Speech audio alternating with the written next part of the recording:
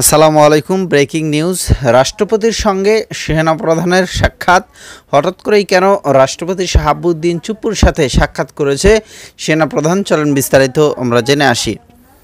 রাষ্ট্রপতি মোহাম্মদ শাহাবুদ্দিনের সঙ্গে সাক্ষাৎ করেছেন সেনাবাহিনীর প্রধান জেনারেল ওয়াকরুজ্জামান।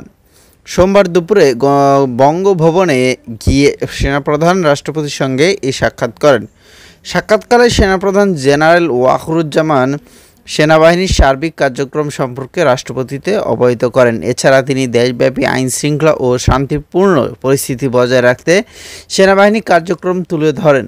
দেশের সার্বিক আইনশৃঙ্খলা পরিস্থিতি রক্ষা ও জনগণের জানমালের নিরাপত্তা প্রদানের সেনাবাহিনীর ভূমিকায় প্রশংসিত করেন রাষ্ট্রপতি। এছাড়া রাষ্ট্রপতি দেশের উত্তর ও দক্ষিণ পূর্বাঞ্চলের সাম্প্রতিক বন্যায় বানবাসীদের কাছে ত্রাণ পৌঁছানো এবং দুর্গত এলাকায় উদ্ধার কাজে সেনাবাহিনীর কর্মকাণ্ডেরও প্রশংসা করেন। তো এই ছিল মোটামুটি অবস্থা।